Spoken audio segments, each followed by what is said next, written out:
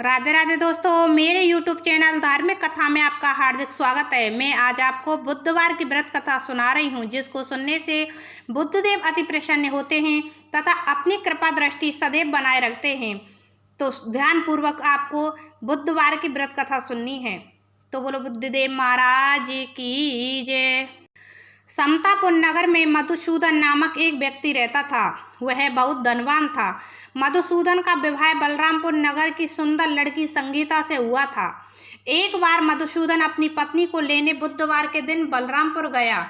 मधुसूदन ने पत्नी के माता पिता से संगीता को विदा करने के लिए कहा। माता पिता बोले, बेटा आज बुधवार है, बुधवार को किसी भी शुभ कार्य के लिए यात्रा नहीं करते।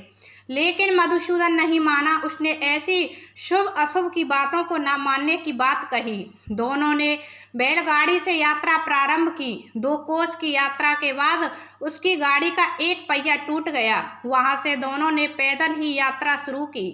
रास्ते में संगीता को प्यास लगी। मधुसूदन उसे एक पेड़ के नीचे बैठाकर जल लेने चला गया। थोड़ी देर बाद जब मधुसूदन कहीं से जल लेकर वापस आया तो वह बुरी तरह हैरान हो उठा, क्योंकि उसकी पत्नी के पास उसकी ही शकल सूरत का एक दूसरा व्यक्ति बैठा था। संगीता भी मधुसूदन को देखकर हैरान रह गई। वह दोनों में कोई अंतर नहीं कर पाई। मधुसूदन ने उस व्यक्ति से पूछा, तुम कौन हो और मेरी पत्नी के पास क्यों बैठे हो? मधुसूदन की बात सुनकर उस दूसरे व्यक्ति ने कहा, अरे भाई, यह मेरी पत्नी संगीता है।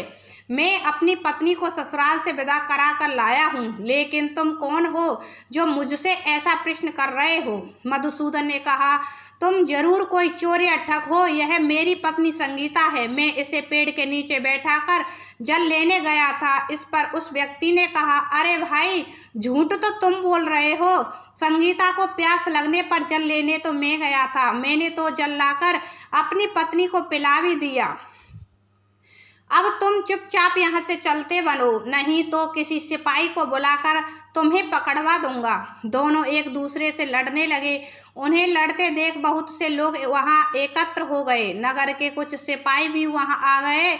सिपाही उन दोनों को पकड़कर राजा के पास ले गए। सारी कहानी सुनकर राजा भी कोई निर्णय नहीं कर पाया। संगीता भी उन दोनों में से अपने वास्तविक पति को नहीं पहचान पा रही थी। राजा ने दोनों को कारागार में डाल देने के लिए कहा। राजा के फैसले पर असली मधुसूदन भयभीत हो उठा। तभी आकाशवाणी हुई, मधुसूदन, तूने संगीता के माता पिता की बात नहीं मानी और बुधवार के दिन अपनी ससुराल से प्रस्थान किया। यह सब भगवान बुद्धदेव के प्रकोप से हो रहा है। मधुसूदन ने भगवान बुद्धदेव से प्रार्थना की कि हे भगवान बुद्धदेव, मुझे क्षमा कर दीजिए। मुझसे बहुत बड़ी गलती हुई। भविष्य में अब कभी बुधवार के दिन यात्रा नहीं करूंगा और सदैव बुधवार को आपका व्रत किया करूंगा। मधुसूदन की प्रार्थना करने से भगवान बुद्धदेव ने उसे क्षमा कर दिया। तभी दूसरा व्यक्ति राजा के सामने से गायब हो गया। राजा और दूसरे लोग इस चमत्कार को देख हैरान हो गए। भगवान बुद्धदेव की इस अनुकंपा से राजा ने मधुसूदन और उसकी पत्नी को सम्मान पूर्वक विदा किया।